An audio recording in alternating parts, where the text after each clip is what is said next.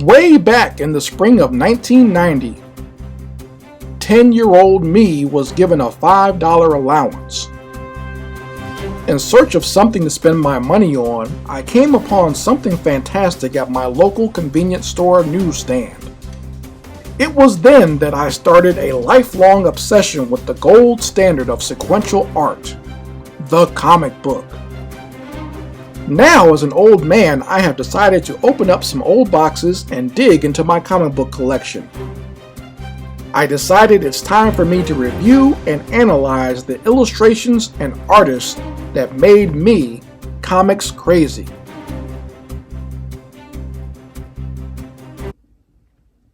What's good, everybody? This is Chris Crazy House, and I'm here again for another episode of Chris Crazy House Presents Comics Crazy. We are continuing with my review and analysis of the return of the Sinister Six with part 2, and that takes place in Amazing Spider-Man 335. And we'll start right here by checking out the cover of this issue. And to be totally honest, this is just my personal opinion. This is probably the weakest cover in the entire series. So this is probably one that is not my favorite.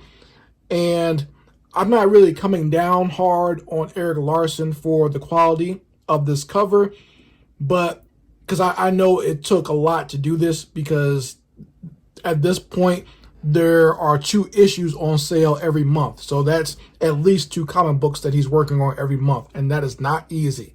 Not easy whatsoever.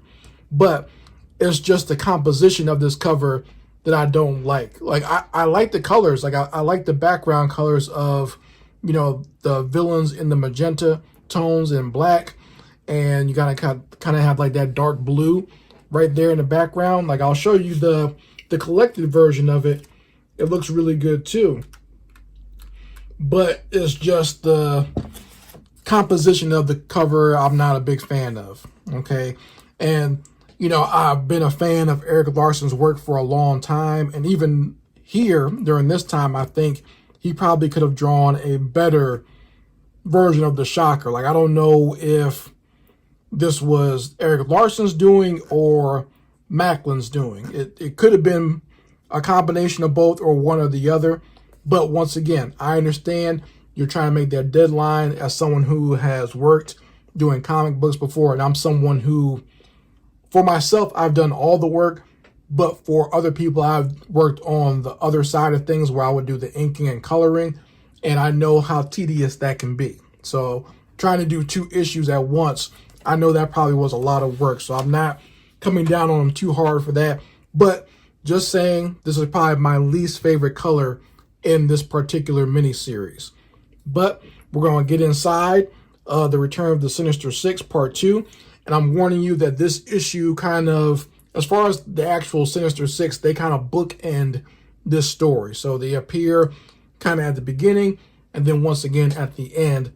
And in the middle, we got kind of something different going on and some exposition stuff that kind of leads into more the end of this mini-series. So let's take a look inside. And once again, we got the original copy from 1990, and we got the collected version right here. So let's go inside and take a look.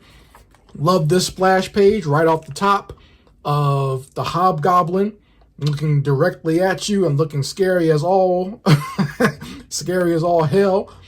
And at this point, the Hobgoblin is actually, he's become a demon. Okay, so he's not just a person in a mask or a person in a suit.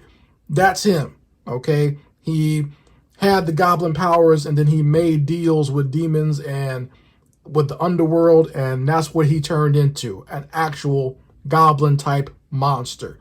So, and I think at this time, this character was only the second Hobgoblin. I think he was before he was the villain Jack-O-Lantern, and he literally had a Jack-O-Lantern on his head, and he used to fight the Hobgoblin, but then he found his technology and took it over after the original Hobgoblin died.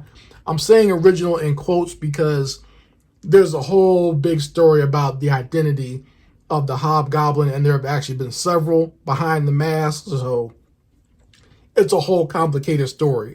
And you would have to, you know, really do your research or really have some knowledge of comics to know what was going on. At this time, there were only two, and this was the second Hobgoblin, but since then they have retconned how many Hobgoblins actually existed inside that suit.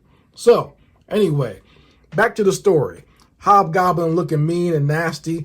This was a panel very much so that I tried to copy when I was a youngster because I love monsters, I love fantasy. So this was right up my alley. And I think this was drawn very well by Erik Larsen.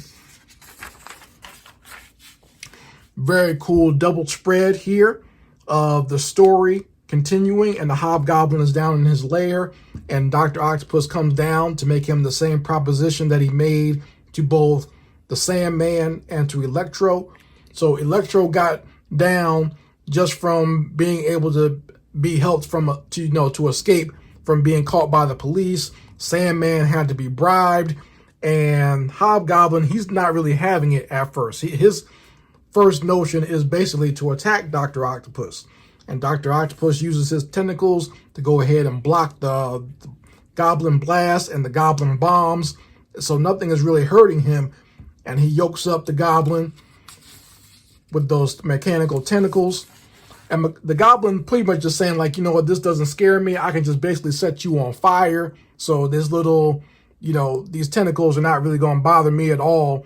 And he's trying to set Dr. Ock on fire, but Dr. Octopus basically just keeps extending his arms so that the fire can't actually get to him.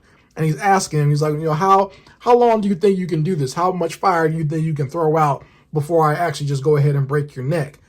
And the Goblin is sitting there thinking. They're both considering it, staring each other down. And it's like, you know what? Maybe I will go along with you, Dr. Octopus, since you can basically kill me right now. Maybe I'll just go ahead and be down with you and see what's going on here. And once again, you have a shot of Dr. Octopus talking to one of the members of the Sinister Six. And these shots are very prevalent. Erik Larsen does this a lot, where you'll kind of see like either a silhouette or the character's done very small.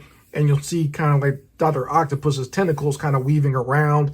They'll either be fighting Spider-Man or just doing something random. But an interesting way to showcase these types of conversations, because it could just be boring of them looking at each other and talking, but he made a very interesting panel out of it. Small, but interesting nonetheless. Let's kick it off with the story here of right now. There's a rocket ship getting ready to be launched in Long Island. Didn't know they had rocket bases like that.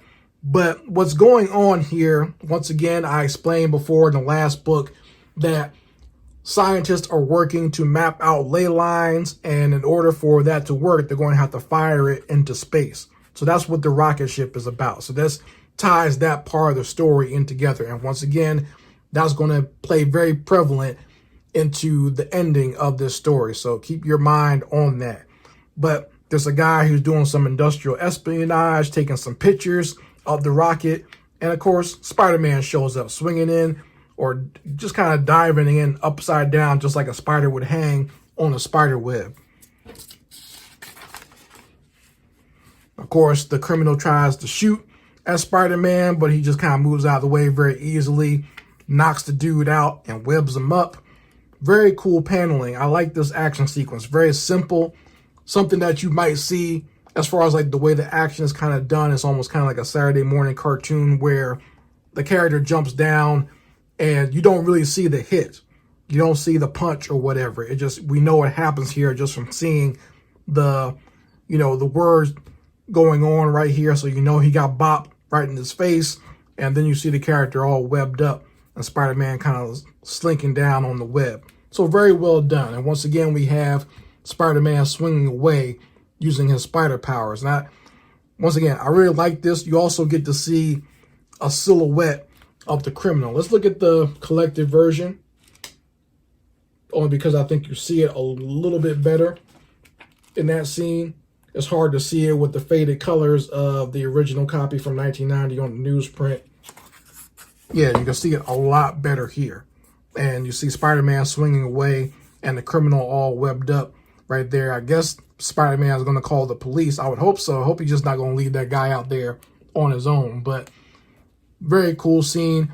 And take a look at how Eric Larsen's able to use parts of Spider-Man's body to kind of block off certain things. So there's no panel here, but because Spider-Man is kind of breaking out of this panel, his leg almost operates as like a borderline for this next panel and this next part of the story right here. So think about that. That's a very creative way to make your pages when you're doing your own comics. So it's not just always so static. You can do things like this. I wouldn't recommend doing it all the time or doing it until you have a lot of practice and getting the point across in your books. But when you want to make things a little bit more interesting, not just for the audience, but for yourself, so that you're not too bored while you're working on this stuff. Because despite the outcome of a comic, it can get very tedious to work on. So, you create something like this, and this becomes kind of like a border or a panel. So it goes with the story. And make sure, like I said, if you're going to do something like this, still make sure that it works along with what you're doing. Don't just do it just to be doing it, because otherwise you're going to confuse the audience. I can very much interpret what's going on here, and most people reading the comic will know what's going on here. But make sure that it makes sense to what you're doing. And this is a transition to another scene in the book. It's rare that you have a transition like this go to a completely different scene or one page, but if you gotta do it, this was actually a pretty decent way to do so. So we got two storylines going on here. One is of Mary Jane having some issues with people getting hurt or getting killed around her, and she fears that there's a stalker. She thinks that it's Jonathan Caesar again harassing her. That was the guy who sent sticks and stone after Spider-Man. So she's worried about it might be him again, and she's trying to talk to the police about that. And Peter shows up, of course, and is wanting to take Mary Jane out with him on one of his photography assignments. But first he has to talk to Aunt May. And Aunt May is going through some things. Her new man, Nathan, is very sick. Obviously, he has a heart condition. And Peter's feeling kind of guilty that he really can't do anything for her because, as much power as he has, he can't stop a bad heart condition. And even Nathan, as he wakes up talking to May, he lets her know how scared he is of his impending death that's coming, because he knows at some point his organs are going to fail and he won't be able to live anymore. And I like this panel a lot. It really gives a lot of emotion. You can see the hurt in his eyes, and the fact that you can see Aunt May in the reflection of his glasses. It works very well. Hey guys, if you're someone who likes comics, I got something for you. I got my own comics. Nukkull-Headz. Nukkull-Headz number 1, Nukkull-Headz number 2, and Nukkull-Headz number 3. Okay? So Chris Crazy House does not just do commentary on nostalgic comics. I also make comics. Okay? And these are 3 of my original ones right here. Nukkull-Headz number 1, 2, and 3 that you can buy at my online store. Nukkull-Headz is a story of a little girl named Angie as she goes on an adventure with this pirate group called the Nukkull-Headz as they try to save the land of Dream from the evil realm of Nightmare. Okay, so fun action adventure story. It does center around kids, but it's for the kids out there that like comic books, but also if you're a child at heart, you will enjoy the story. It's a very fun adventure, and you can go get those now at my online store, and I will autograph these books and send them directly to you. So back to the review. So we come to this next scene here after the drama going on with Aunt May and her man Nathan, and we come to some romance type drama going on in Spider-Man. Spider-Man would be nowhere without love triangles and romance and boyfriend, girlfriend, and husband, wife stuff going on. And what we have here is Peter's best friend at the time, Flash Thompson, and his new girlfriend, Felicia Hardy, aka the Black Cat. Now, Flash does not know that she's the Black Cat, but of course Peter and Mary Jane both know that she's really an anti-hero / jewel thief / sometimes hero / mercenary. So they know that what her real agenda is. And basically what she's trying to do is make Peter jealous, because she's mad that Peter got married to Mary Jane, and now she's dating his best friend to mess with him. So, there's some scandalous females out there like that, but, they had to put it into Spider-Man. It happens.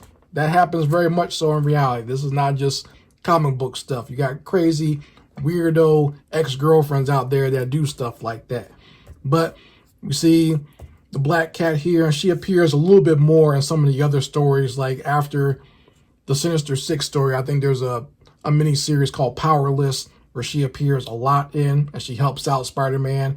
But, right now she is just kind of like the minx. And even Flash Thompson is realizing that Peter Parker and his wife are kind of avoiding them. Like he wants to kind of go out on a double date and hang out with all of them together. But Peter and Mary Jane are really not having it at this point. So Peter gets to his photography engagement, and it's a charity event at the New York Public Library, and they got the real Captain America there making a cameo in this comic book, fighting off some robots and putting on a little bit of a show. And Peter, he's trying to impress his wife. He's like, this was a good time, but let me see if I can flaunt a little bit, if I can just flash some of my power here, and not as Spider-Man, but as just good old Peter Parker. He lets his wife know, I got some press passes. You want to go backstage and meet Captain America? So he tries to take her back there, meet Captain America, and of course, too late. Captain America has just flown off in the Quinjet to get back to the Avengers Mansion. And Peter is feeling bad and kind of a little bit crestfallen that, he thought he was going to be able to impress his lady as Peter Parker, and it just didn't work, okay, because the celebrity has left the building. So they're about to leave, but then the spider senses go off. And they don't know exactly what's going on just yet, but Peter says, you know what, time to make a quick change so I can get out here and see what's going on, and maybe someone needs my help as Spider-Man. And that's where we get the Shocker. So the Shocker is one of these villains that really doesn't get a lot of respect within the Spider-Man universe, because he's often seen as kind of lame, and Spider-Man often beats him up a lot. It's only very rarely that it seems like the Shocker actually does any type of real work or beats up Spider-Man, but oftentimes he doesn't get a lot of respect. And once again, he doesn't have any powers of his own. He's really just a goon that has a special suit. He has these vibrational gauntlets that he uses to destroy things, and that's pretty much it, okay? And once again, he doesn't have powers of his own. Interesting suit, though. Like, this was the first time I ever saw this character, and I thought that's actually a different type of color palette. You don't see that often, like a brown and a yellow. That's very rare. Like, other than maybe like Wolverine, do you ever see this type of color palette? But it's different, and I like that. Okay, that's just my opinion of the character. I like the way he looks, even though he's really not that powerful. But the Shocker has showed up because he wants to rob this charity event and steal all the money for himself, which is kind of messed up because the money's for charity. But this guy's just going to come here and take it. He blasts the cops, and he's sitting here counting his money, counting his stacks. And that's when Spider-Man shows up. And he even asks, once again, just like Electro, the Shocker has to ask, like, you know what, how is it that you always just seem to show up when I'm doing something, right? And he says, Spider-Man, again, how many of you are there? Basically thinking that there's more than one Spider-Man. There must be, because they always show up whenever he's committing a crime. This is the money shot, in my opinion, of the book. I really love this panel right here. They didn't even try to do a background, by the way, but I think this panel is so dynamic, they actually get away with it. And I know this used to happen a lot during this time period in comics, where they would do a really dynamic action with the figures and just leave out the background. I rarely do that, but I just don't consider myself good enough to get away with doing it. And if you feel confident enough to get away with something like that, go ahead, but you still need to establish the background and let people know where your characters are fighting at. But once again, Very cool panel of Spider-Man kind of jumping over the Shocker and hitting him from the back like that, and the Shocker kind of flying forward. Very well done. I really enjoyed this panel a lot. And it's interesting how the action still kind of follows through, because right now the Shocker, he gets knocked out of the way, but he's still able to kind of flip around and shoot one of his vibro gauntlets at Spider-Man. And even though he missed this time, he follows through with a punch and knocks Spider-Man through a wall. So they're right out now in the middle on the stage of the charity event.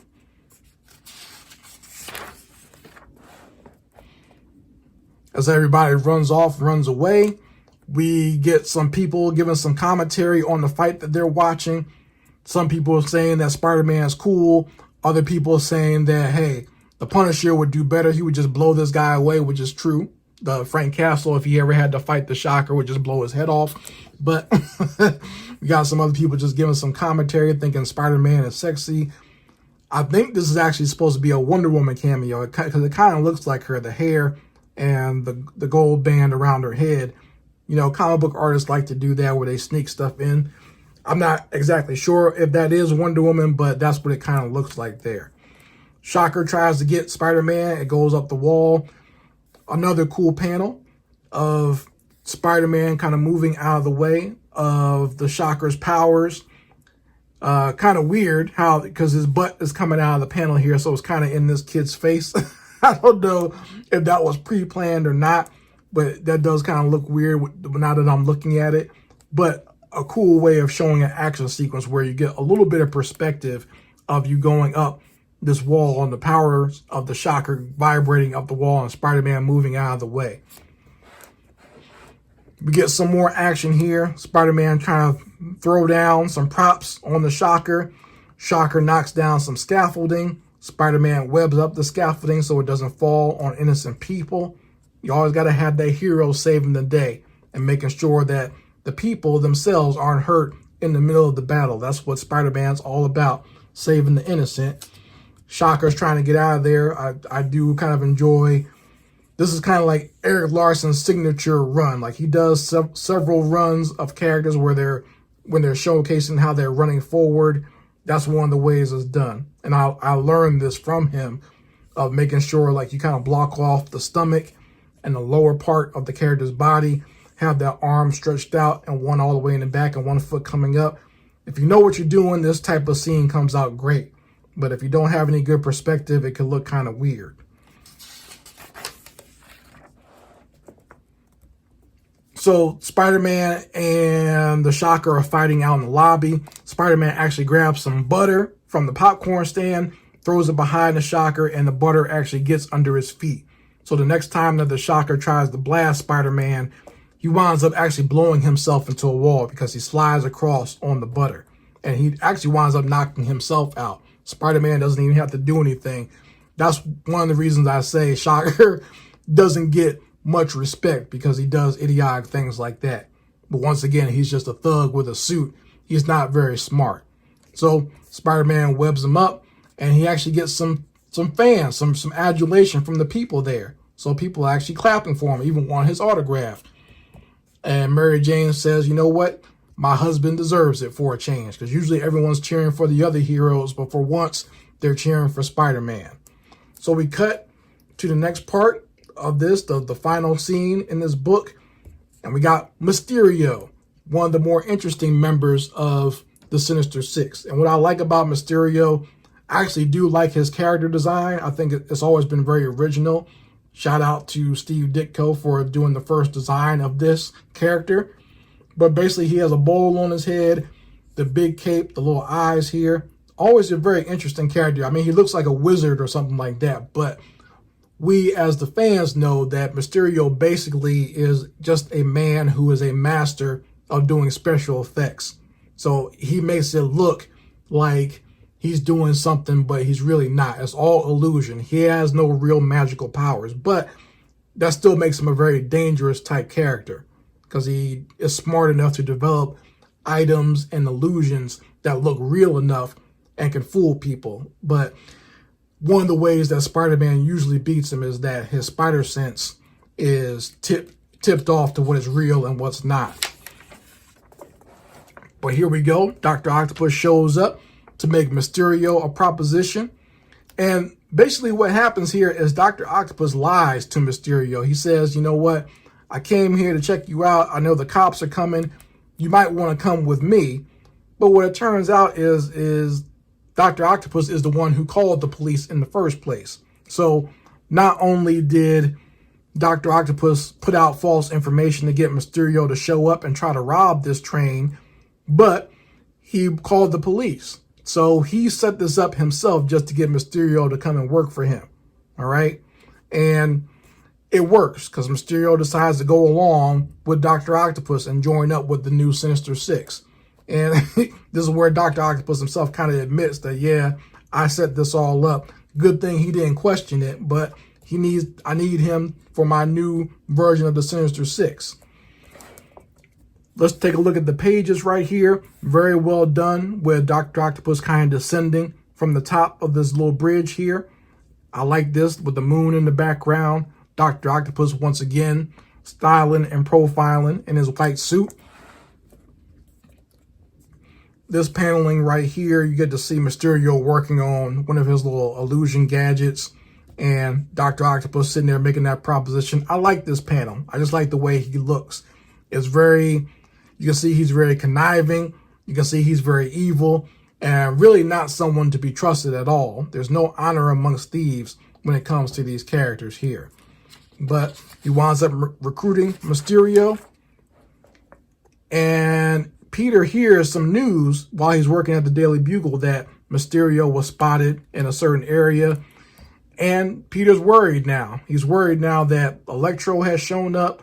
Dr. Octopus has shown up. And now Mysterio, and he's wondering what in the heck is going on? What have I got myself into, and will I even be able to handle it when the time comes? And this is a cool little device here where they got all the characters' faces of the Sinister Six going down, and they let you know in the next issue we're getting the Vulture. So a very cool way of showcasing these characters. I'm kind of a sucker for stuff like this in comics anyway, where they show character faces like this. I like doing this myself every once in a while. So very cool. And this also helped me when I was learning how to draw these characters when I was younger. I would kind of just look at how Eric Larson did the faces, and it helped me a lot as far as learning how to illustrate these types of characters. Let's take a look at it in the original version here. So we just get a chance to take a look at the original version and look at some of the fight scene. Once again, when I was younger, I loved this type of stuff. Like seeing these superhero, supervillain battles in classic comics.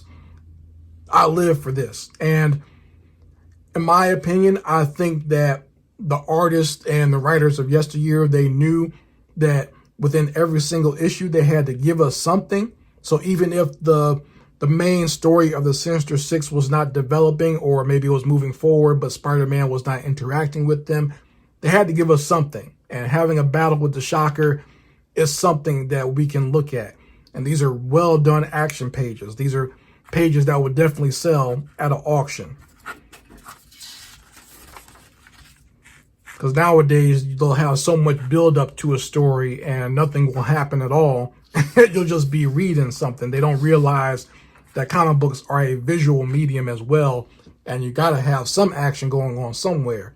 Even if you're just going to have a single issue, or you're having something building up to a larger story, you still got to give the reader something to bite on and something to keep them interested. Otherwise, why would they stick around for the big beats if you don't give them something small to go on or something to eat on at the beginning? But here's a clip of Dr. Octopus here. Once again, very well done. It still looks good, even with the faded colors of this original issue, or this original copy. Still looks actually pretty good.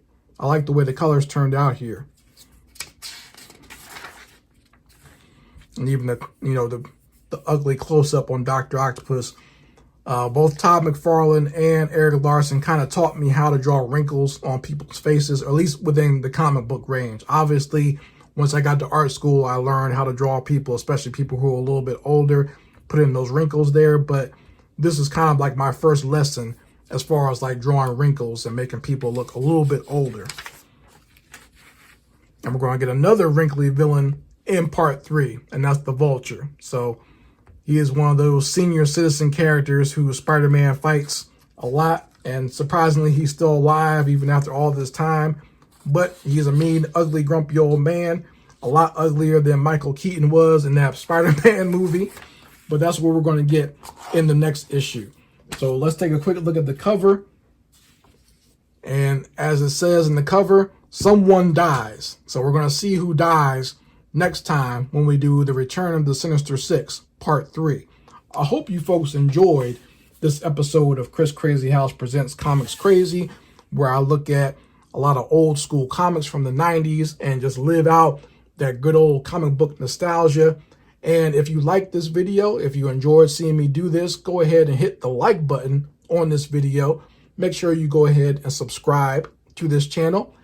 And if you think you got some buddies out there who enjoy these classic comic books and you think they'll enjoy these types of videos, go ahead and share it with them so that they can join along when I do my next episode of Comics Crazy. So anyway, folks, I appreciate you. Thank you for joining me, and I hope to see you next time on Chris Crazy House Presents Comics Crazy.